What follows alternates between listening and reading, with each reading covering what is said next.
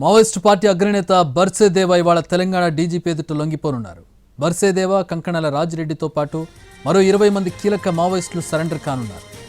Kagar operation తర్వాత ఇదే అతిపెద్ద లొంగుబాటు కానుంది. వాళ్ళ నుంచి ఇప్పటికే 45 మౌంటెడ్ LMG వెపన్స్, 20 లక్షల రూపాయలు స్వాధీనం చేసుకున్నారు పోలీసులు. హెడ్మా ఎన్కౌంటర్ తర్వాత ఆయన స్థానంలో బర్సేదేవను నియమించింది మావోయిస్టు పార్టీ. సాయుధ బలగాల వ్యవహారాలు చూస్తున్నారు దేవ. హిడ్మా, బర్సేదేవ ఒకే గ్రామానికి చెందినవారు. మావోయిస్టు పార్టీకి ఆయుధాల సరఫరాలో అత్యంత కీలక పాత్ర పోషించారు దేవ. రైట్, ఒక పక్కన ఎన్కౌంటర్లు, మరో పక్కన అగ్రనేతల లొంగుబాటు వరుసగా జరుగుతూ ఉంది. ప్యారలల్గా భద్రతా దళాలు ఈ ఆపరేషన్ చేపడుతున్నటువంటి పరిస్థితి. డెడ్ లైన్ దగ్గర పడుతుంది. 2026 మార్చి నాటికి పూర్తిగా మావోయిస్టు పార్టీని సమాప్తం చేస్తామని కేంద్ర హోంమంత్రి ప్రకటించిన నేపథ్యంలో ప్రస్తుతం చాలా వడివడిగా అడుగులు పడుతూ ఉన్నాయి. ఎక్కడికక్కడ కట్టడి చేస్తూ ముందుకు వెళుతున్నాయి భద్రతా దళాలు, పోలీస్ డిపార్ట్మెంట్. దీనికి సంబంధించి మరిన్ని వివరాలు తెలుసుకుందాం. మా crime input editor Ramesh Vaitla join అవుతున్నారు. రమేష్, అసలు అంటే ఖాళీ లేకుండా ఎక్కడ కూడా గ్యాప్ ఇవ్వకుండా మావోయిస్టు పార్టీ మీద ముప్పేట దాడి జరుగుతుంది. ఒక పక్కన లొంగుబాట్లు జరుగుతున్నాయి, మరో పక్కన ఎన్కౌంటర్లు జరుగుతూ ఉన్నాయి. మార్చి నాటి కంప్లీట్ అయ్యే దిశగా కనపడుతుంది. ఏంటి ఇప్పుడు ప్రస్తుతం తాజాగా జరిగినటువంటి ఎన్కౌంటర్ కావచ్చు, బర్సేదేవ లొంగుబాటు కావచ్చు, ఎట్లా చూడాలి పార్టీ మీద ఎఫెక్ట్ని? ఏదైతే రెండు రాష్ట్రాలు జరుగుతున్న కీలక పరిణామం అని చెప్పొచ్చు. ఛత్తీస్గఢ్ లో ఒక భారీ ఎన్కౌంటర్ జరిగితే అక్కడ కొంటా ఏరియా సంబంధించిన పూర్తిగా దళం మొత్తం కూడా హతమైనట్లుగా ఇప్పటికే అధికారులు చెప్పడం జరిగింది. అయితే ఏఎస్పీపై దాడి చేసి చంపేసిన ఈ దళం మొత్తాన్ని కూడా చంపేసినట్లు అధికారులు అధికారులను ప్రకటించారు. అయితే ఇప్పటికి చూస్తే 12 మంది మావోయిస్టులు చనిపోయినట్టు చెప్తారు. ఇంత కీలక నేతలు కూడా ఉన్నట్లుగా వస్తున్న సమాచారం. అయితే కీలక నేతలు ఎవరన్న విషయం కూడా ఇప్పటికీ చెప్పట్లేదు. అటు కిస్తారం అడవుల్లో జరిగిన ఎన్కౌంటర్ సంబంధించి ఉదయం 5 గంటల ప్రాంతంలో ఈ ఎన్కౌంటర్ ప్రారంభమైంది.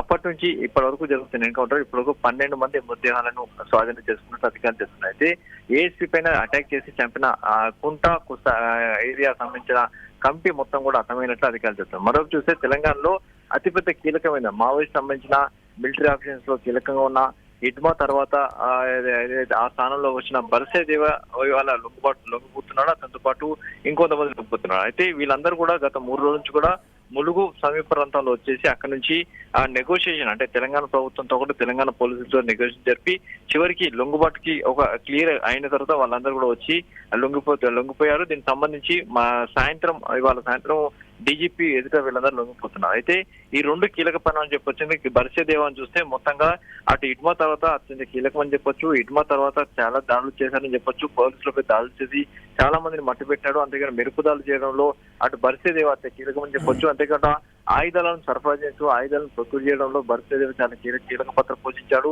అయితే ఈ రెండు అటు ఒకవైపు తెలంగాణ లొంగుబాటు జరుగుతుంటే అటు ఛత్తీస్గఢ్ లో మరోవైపు చూసినట్లయితే అటు ఎన్కౌంటర్ జరుగుతున్నాయి. అయితే మొత్తంగా మావోయిస్టు ముప్పటి దాడి జరుగుతుందని చెప్పవచ్చు. అంటే అసలు మనకి చాలా కొన్ని ఏళ్లుగా తెలంగాణలో పెద్ద పెద్ద ఆపరేషన్స్ కానీ మావోయిస్టు పార్టీ ఉనికి కానీ లేనటువంటి పరిస్థితి తెలంగాణ కానీ అటు ఆంధ్ర కానీ చాలా కొన్ని ఏళ్ల నుంచి చూస్తూ ఉన్నాం.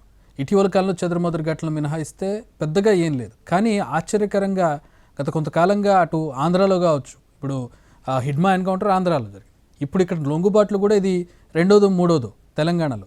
ఏంటి, ఎట్లా అనలైజ్ చేయొచ్చు దీన్ని? అంటే ఎలాంటి మూమెంట్ లేని రాష్ట్రాల్లో అఫ్కోర్స్ మనకి అటు ఒడిశా బార్డర్ కానీ ఇటు ఛత్తీస్గఢ్ బార్డర్ కానీ మహారాష్ట్ర బార్డర్ కానీ ఉన్నాయి, అవి చాలా కీలకం.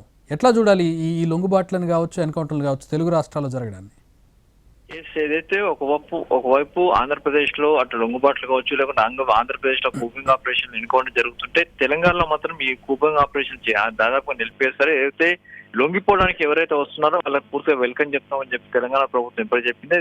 ఎన్కౌంటర్ చేయకుండా శాంతి చిత్రాలు జరపాలని ఒక ప్రతిపాదన గతం నుంచి కూడా ప్రభుత్వం చెప్తున్నారు. ఆ నేపథ్యంలోనే ఎవరైనా లొంగిపోవడానికి వస్తే వాళ్ళని స్వాగతించి వాళ్ళకు కావాల్సిన రివార్డు కావచ్చు, వాళ్ళకి సంబంధించిన జనజీవన సమితులు కలిసింది కావచ్చు అవసరమైన ఏర్పాట్లు కూడా తెలంగాణ ప్రభుత్వం చేస్తుంది. అయితే దానికి సంబంధించి ప్రభుత్వం కట్టుబడిన నేపథ్యంలో చాలా మంది లొంగుబాటు, అంటే ఒక 4 కేంద్ర కమిటీ సభ్యులు ఇక్కడ తెలంగాణలో వచ్చి లొంగిపోవడం జరిగింది. ఇప్పుడు చూస్తే కేంద్ర కమిటీ సభ్యుడు ఆ స్థాయిలో ఉన్నాడు. అంతేకాకుండా మావోయిస్టు పార్టీకి కీలకం, మావోయిస్టు పార్టీకి ఆయుధాలు మొత్తం కూడా సరఫరా చేసింది బర్సేదేవ అని చెప్పొచ్చు. అంతేకాదు బర్సేదేవ చూసినట్టయితే హిడ్మా తర్వాత అత్యంత కీలకమైన వ్యక్తి. హిడ్మా ఎంత పేరుందో అటు పార్టీలో అటు బర్సదేవ్ కూడా అంతే పేరుంది. ఎందుకంటే బర్సదేవ్ ఒక అటాక్ సంబంధించి ప్లాన్ చేయడం కావచ్చు, లేకుంటే ఒక సంబంధించి ఏదైనా ప్లాన్ చేసినట్టు 80% ఫెయిల్ అయ్యే పరిస్థితి ఉంది. అంతేకాక బర్సదేవ హిడ్మా ఇద్దరు కలిసి కూడా ఛత్తీస్గఢ్ కావచ్చు, అబుజ్మడ్ కావచ్చు, లేకుంటే బిజాపూర్ కావచ్చు, లేకుంటే గచ్చిరోడ్ కావచ్చు, ఈ ప్రాంతాలు మొత్తం కూడా అత్యంత పట్టున్న వాళ్ళు.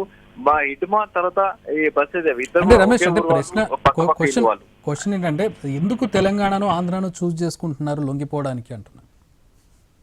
కారణాలు ఏమైనా ఉన్నాయా? తెలంగాణలో ఒక జనజీవన సంబంధింలో కలిసేందుకు అన్ని ఏర్పాట్లు చేస్తాం. జనజీవన కలిసే వారికి పూర్తి స్థాయిలో సాయం చేస్తాం. వాళ్ళకి కావాల్సిన అవసరాలు కావచ్చు, వాళ్ళకి కావాల్సిన ఆర్థిక సాయం చేస్తామని ఇప్పటికే ప్రభుత్వం ప్రకటించింది. అంతేకాకుండా వచ్చే వారికి పునర్జీవన అంటే వాళ్ళకి జనజీవన సంబంధం కలిసిన తర్వాత వాళ్ళకి కావాల్సిన జీవనోపాధి కావాల్సిన అన్ని ఏర్పాట్లు చేస్తామని చెప్పి తెలంగాణ ప్రభుత్వం ఇప్పటికే చెప్పింది. అందుకు కట్టుబడి ఉంది. ఆ నేపథ్యంలోనే తెలంగాణకు రావడానికి చాలా మంది ఇష్టపడుతున్నారు. ఎందుకంటే 3 రోజుల నుంచి ములుగు సమీప ప్రాంతంలో వీళ్ళందరూ అక్కడ వచ్చేసి అక్కడ నుంచి పోలీసు అధికారులతో ప్రభుత్వంతో చర్చలు జరిపి చివరికి బర్సదేవ తెలంగాణ